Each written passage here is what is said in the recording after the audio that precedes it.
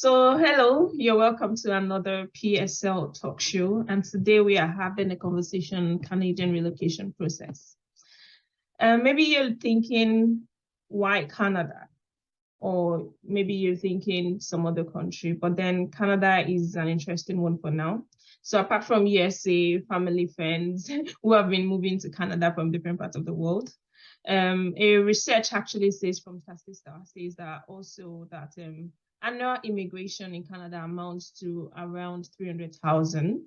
And one of the highest rates for population for new immigrants in Canada has increased actually in Canada. And as of 2021, there were more than 8 million immigrants with permanent residence living in Canada. And that's roughly about 21.5% of the total population of Canada. So even as at June 2022 this year, Canada has had about 226,203 immigrants arriving in Canada. And I think that that's high. So the question I will ask is, how easy is the immigration process into Canada? And we have Esther here today, who is an IT personnel and also practices professionally in Canada. And we know how it can be difficult for people to move from another country into a new country, an advanced one for that matter, and then being able to adapt and adjust and also build their career as well. So it's good, and we're glad to have Esther Okaku here with us. And then we just want to ask you, how have you done it?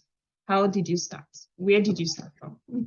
Ooh, yeah, it's a long story. I'm gonna have to cut it short for sure. But in general, just like you said, Canada is a beautiful place. It's somewhere you would want to relocate to, if you're thinking about it. And which is why you have, of course, a lot of people moving here because they see the potential and they see what's in the country. The parts I know so far to relocate is either by express entry or by study. So the way I came was through studies. I came 2014. Yeah, so I came for my master's degree, and after my master's degree, I applied through the express entry routes as well. So that is like a high level of of the process. Afterward, I got my permanent residency, and currently in the process of my citizenship, and also I came through the school route, I would say. So how is it? I've had questions from different people living in Nigeria, for example, and they'd be like, oh, Canada is difficult. Trying to get master's courses or trying to navigate their way through the website. How easy is it to actually get admission into a university in Canada? Did you go through an agency or did you do it yourself? Yeah, so it is not hard, but it's not it's a little bit complicated in the sense that someone that is not a little bit doesn't have some tech knowledge might find it hard, which is why most Nigerians are like, oh, I'll use an agent or something. I think it's something you can do yourself, especially with the internet service too in Nigeria. Sometimes it's not so good, so it's a struggle for them. I understand them. I did everything myself. Just like I said, it's a long process, so you have to just go through each step very detailed. So I had to go online and Googled affordable schools in Canada to start with, because I knew then I needed something cheaper for sure. I applied to 4 schools, I think 4 or 3, I think 4, yeah, 4 universities. And something that you also want to look out if you're applying for masters is you want to check the course-based masters. So the course-based meaning the ones that you're going to go in and take your courses and graduate, right? Compared to thesis masters. So thesis one is the one you have to go and do a research with a professor and all that process. With that one, you would have to first find a professor that would take you in, which I find a little bit challenging. You might be lucky, it's okay, but it's a bit challenging to have to get the professor, and then apply and everything. So I had to really look for a course-based master's. So when you're doing that Google search, you could see affordable schools in Canada with a course-based master or something like that. Just search with those keywords and see. And then I just had to apply with all the documents and the requirement that he asked for. Out of the 4 schools, I think I got 2. Okay. I think I got 2 offers or 1. Wait, no, sorry, it was 3 schools and I got 1. That's another thing. I might be wrong, but I think the cheaper the school, the harder to get it. Oh, really? So I think so, yeah. Yeah. I don't really know why. Maybe because there are a lot of people applying for it. Again, I might be wrong, but this is what I think, right? That's my personal opinion. Because the one I got was the most expensive of them all. And I'm like, oh no, like, why? I want these cheaper ones. Why am I not getting them? Even the cheaper one, I don't know if I can call the name, but anyway, later, I guess. I applied again, twice to that school because I'm like, I want that. It's cheaper. But I didn't get it. I don't know, maybe it's the cost or the school. I don't know. I didn't get it. So then I had to go for the most expensive one. And then I got the offer letter. And then I went to, so when I got the offer letter, I was actually in Nigeria, and I was supposed to apply for my study permit in Canada. And a lot of people in Canada were like, a lot of people in Nigeria were like, oh, the visa process is so hard in Canada. You have to use an agent. I'm like, oh, I got the offer letter already. What do I need an agent for? Like, well, you have to use them. I'm like, okay. I was tempted at first. I'm like, because everybody kept saying Canada is so hard. And then I spoke to someone that was actually in Canada and used somebody to get to Canada. So she gave me this lady's number. And the lady said, oh, you have to pay so amounts. What exactly would you do for me, ma'am? I'm sorry. She's like, oh, put your document together. Would you give me any documents? Like, will you give me a bank statement? And would you give me anything? You're like, no, you have to get it. So what are you putting together? So what exactly would you do? Yeah. So, and then this was someone that was looking for an affordable school. So just say that I didn't have that much money even for my fees, not to talk of paying extra for an agent, I'm like, okay, Esther, you got this admission yourself, man. You have fixed it. Like, let your will be done, Lord. I'm like, if I'm gonna go there, I will. If not, I don't know, right? I'm just gonna do my best. So, and then I told her, okay, ma, I'll get back to you. And she's like, oh, if you refer me to somebody else, I'll probably give you a discount of 50,000 naira or 200,000, 50,000. I was like, oh, okay, don't worry. I'll come back. I just went on Google, Canada visa application, and then everything is there. I now got a checklist for study permit stuff. It was just a checklist, like all the documents is written there. So I got bank statement, check. What do you call it? Offer letter, check. Finance, everything, check. English, check. Whatever. Yeah. I actually didn't need that. So there was not even so much. And then the forms, I filled it, put all my documents together in a folder, arrange them. This is what they would do, I guess. Maybe. Yeah. Get your passport photograph. I still don't know. Maybe some of them have connection with the consular. I don't know. It's possible, but I don't know. Anyway, so I just put them together, and then there was no office in Abuja. I was just Lagos, so I had to travel all the way to Lagos, put the stuff together. Yeah, and that's how I just gave them, because there was no, I don't think they were even doing any online one then. So you just have to bring hard copy of all the documents and give them at the visa application center. And I was just going about my own thing. I didn't even put my mind to it, I'm like, God, let it be done, like, I can't even be bothered. Because when you put your mind to it and and it doesn't come out, you'd be so sad. So I didn't want to run. I just went on my way. I even rented an apartment in Abuja. I was chilling, you know. I was like, whatever happens, it happened, right? That's how I just got called.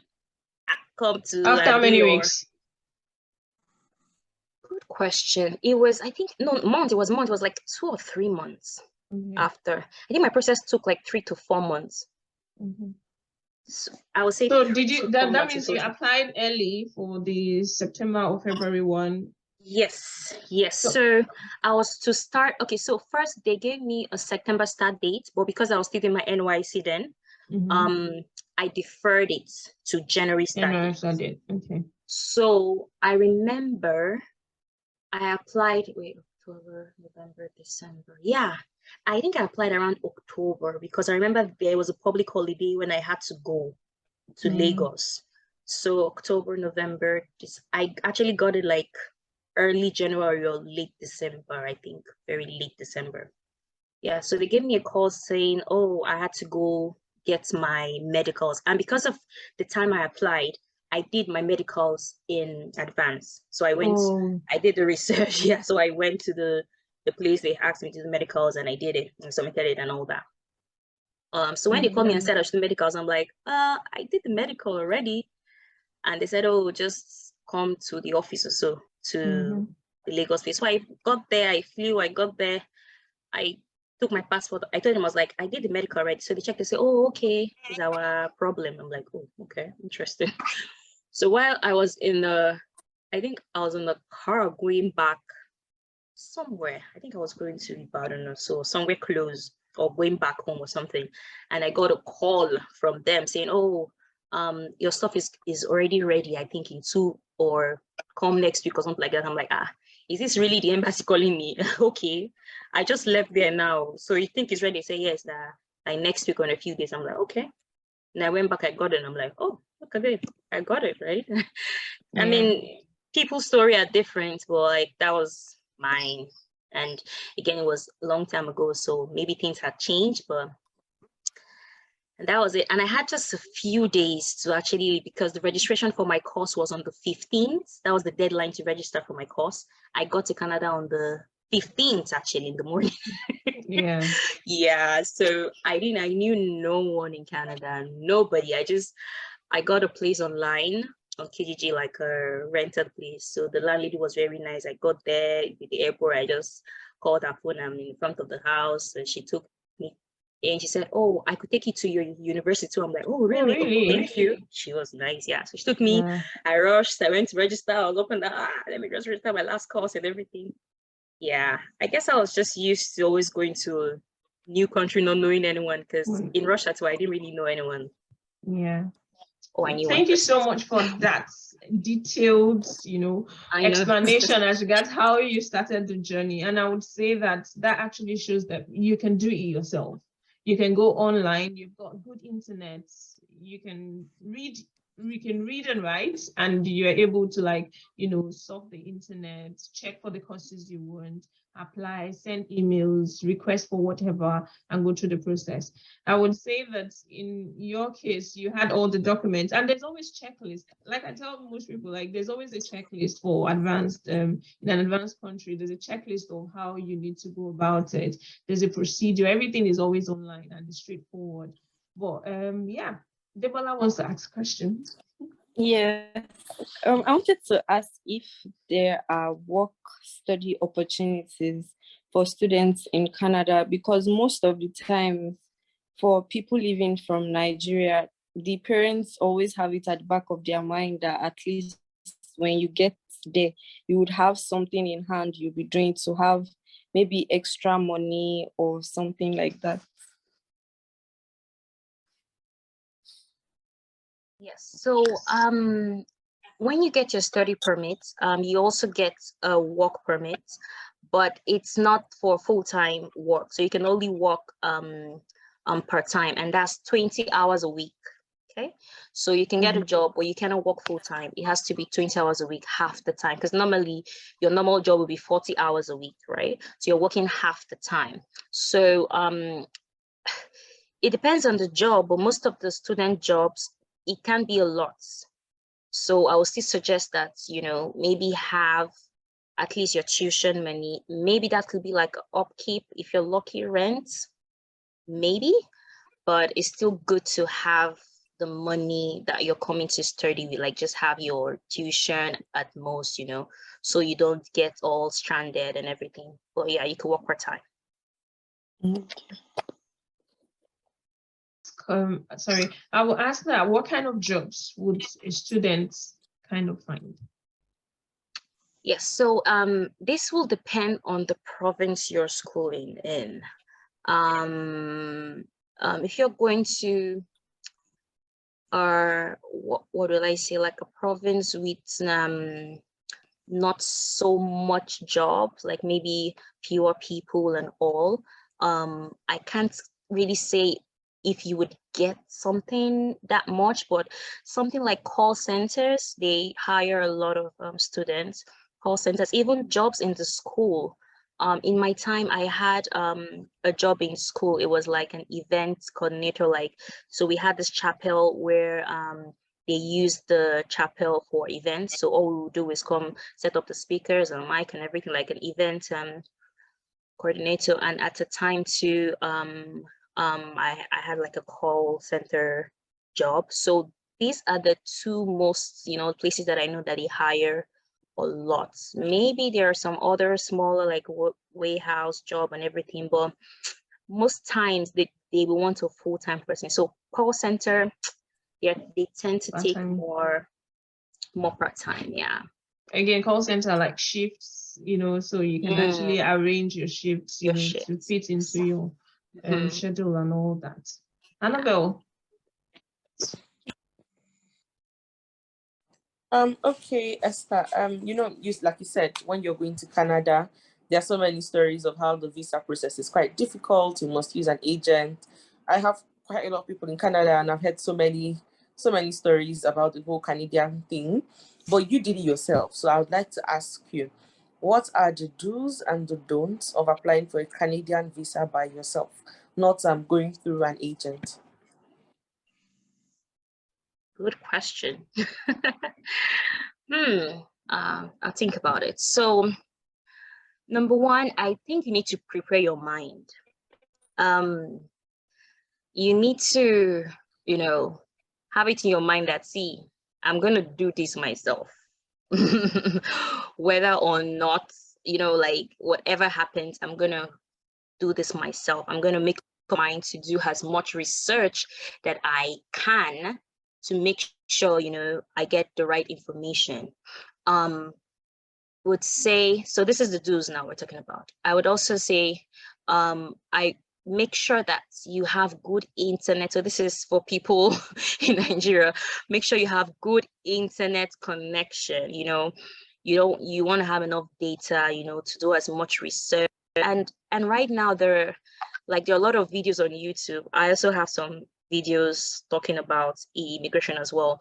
You can just search something, study visa, and watch some videos on YouTube too. That takes a lot of data as well, just to get some knowledge. I think that's all on research part. Research, very important. Also, make sure that you're getting information from the right site. So the Canadian website does have a part for study permit, and everything is there. Trust me. So the checklist that you need, and they explain all the documents, what you need, and the form too. There's a part where they explain how to fill the form, the information. There's a sample, whatever, like everything is there. So that's the do's, I will say. There are more do's. Let me see. What else? Just be sure that you have enough financial proof.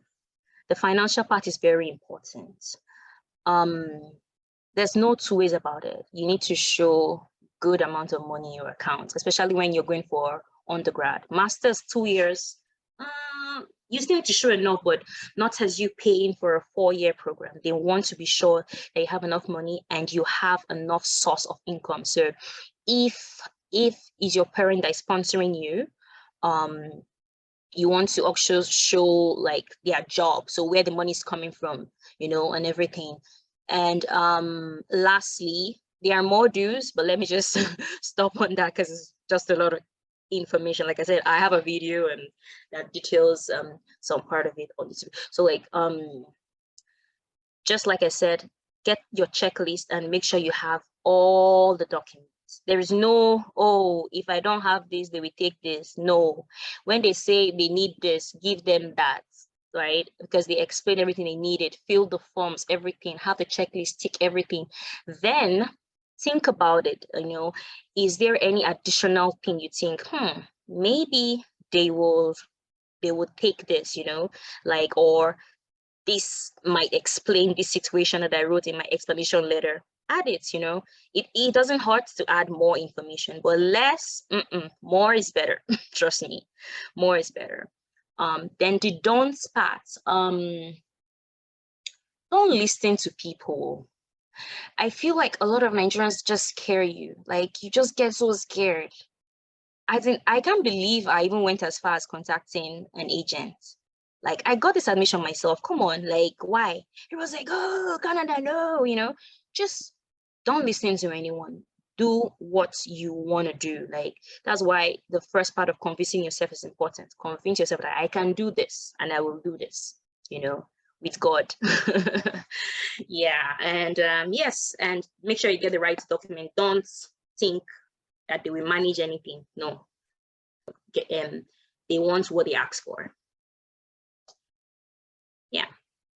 Yeah, more, but this is just give you. Yeah, thank you so Thank much you. for that explanation. I would say that, yes, I always say that make sure you have, just like she said, your checklist, make sure you tick them. So like, for example, an example for the, if they say this, give them that, give them exactly what they say they want, like the English. Like sometimes they would actually put it in the procedures or the additional information as regards, okay, we want you to be able to speak English, do IELTS or do one English test or the other.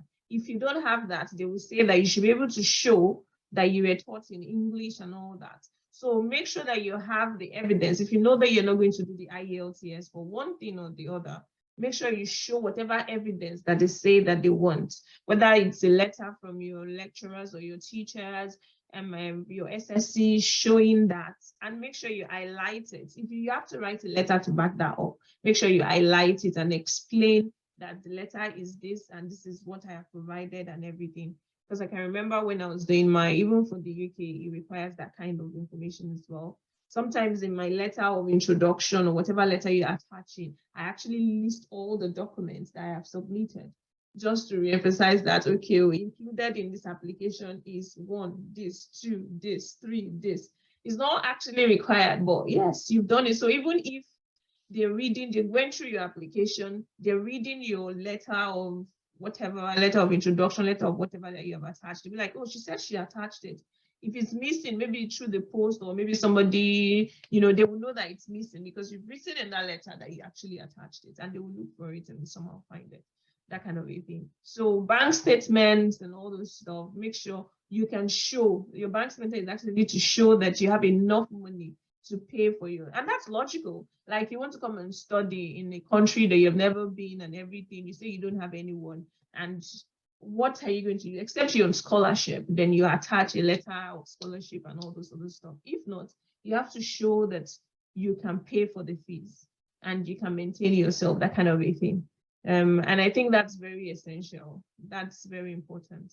Muturayo, we have Muturayo actually on here if she has any question. Okay, in the absence of any question, we'll go to Deborah.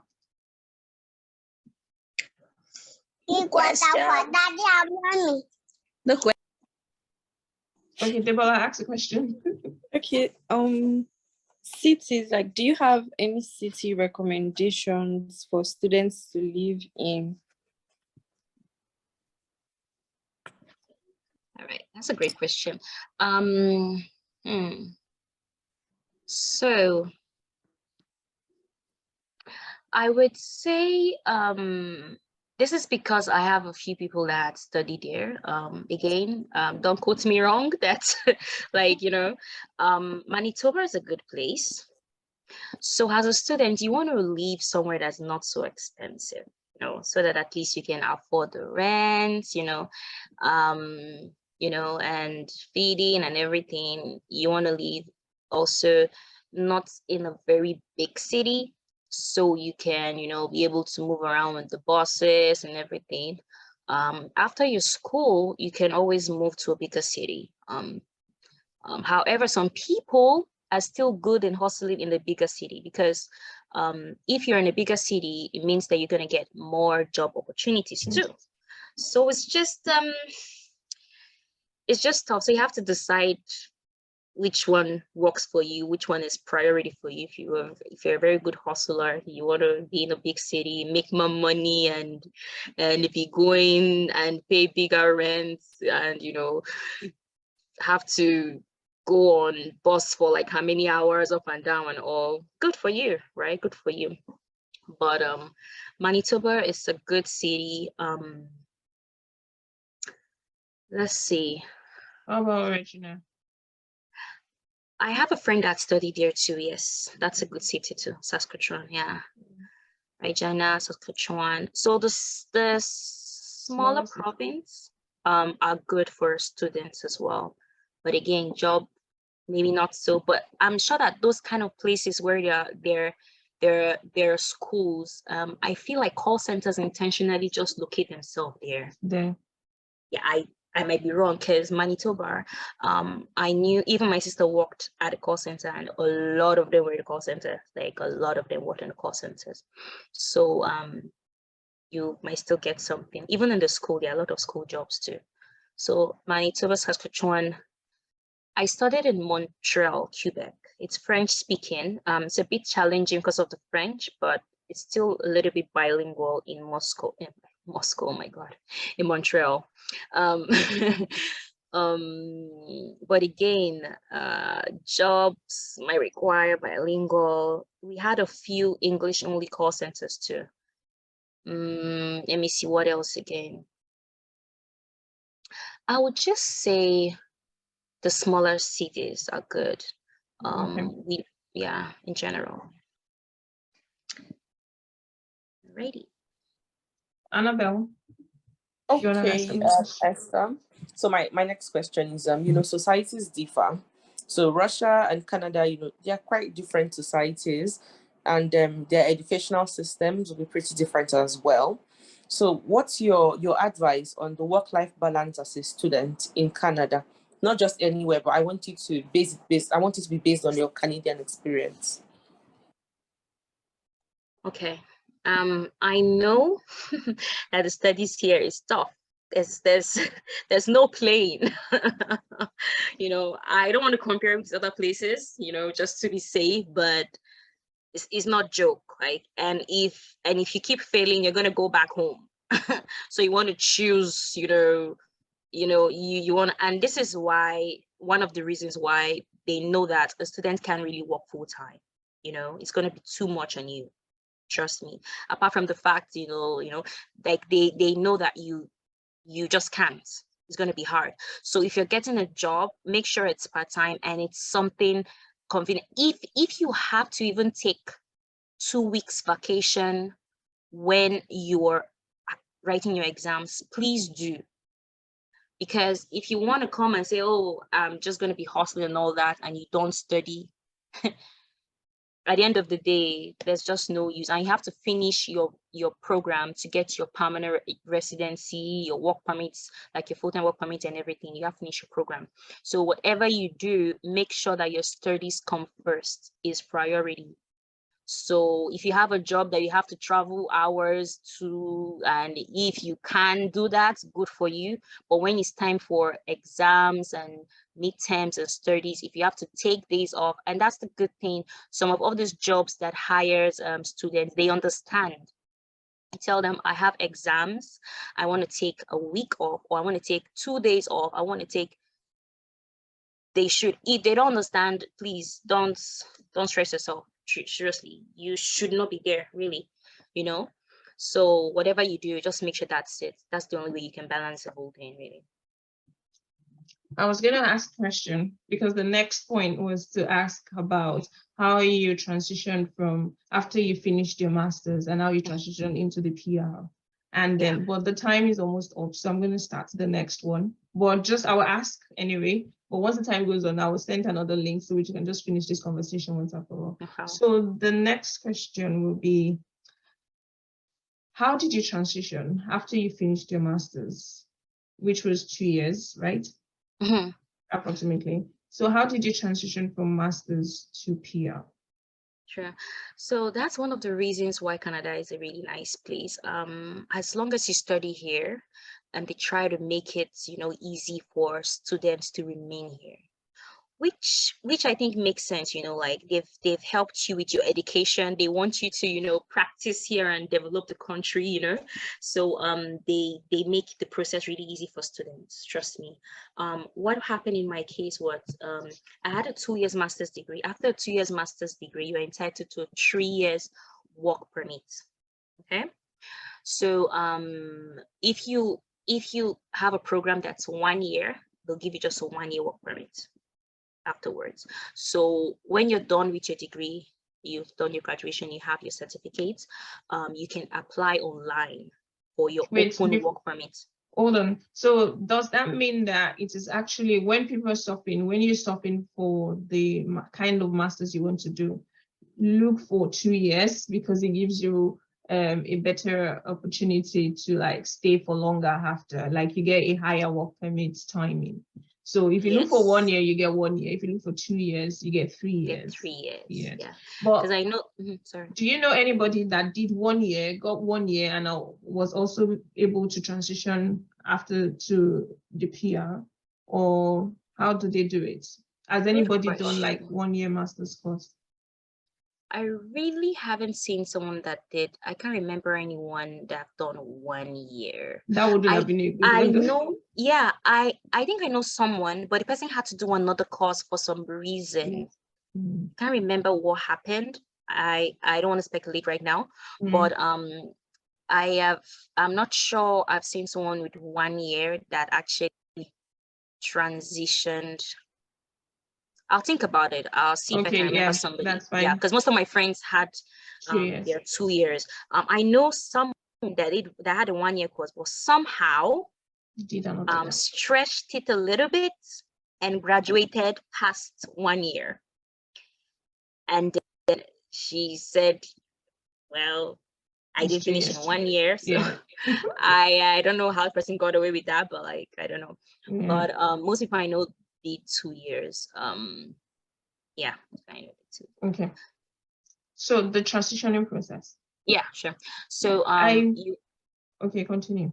Yeah. I was gonna say maybe we should continue in the next. Yeah. I'll just try and talk about it really fast. I see 5 minutes. I'll just say that. Yeah. So you apply online for your open work permits and you get your 3 years open work permits. Now you can work with any company as you want with that work permit for 3 years. Now, before the 3 years is over, you should apply for your permanent residency, and that's where the express entry route comes in. Okay. So that express entry route, we'll talk about it, I guess, in the next step. So is it so easy to just apply? Like it's online, you just do work permit and they just give you. In my what's case, the requirement? In my case, all I did, yes, of course, you take your certificates and you take. Yeah, you take your transcript as well because they want to see that you actually did it in 2 years. You take, I think those are the two things I remember. I can't remember all. In my time, we just went to the border. We drove to the border. So we flagpoled, like we drove to the border to the US and came back into Canada. I don't know if they still do that because I know because of the refugees coming in and everything, they stopped it for a while then. But then I just drove to the border, gave them all my documents, paid the fees, and I got it. Immediately? Yeah, immediately. Wow, that's easy. I know. I don't know if they still do it, but yeah, I got mine then. Yeah. All right. Thank you so much for this. And then we'll speak to you later shortly. All right.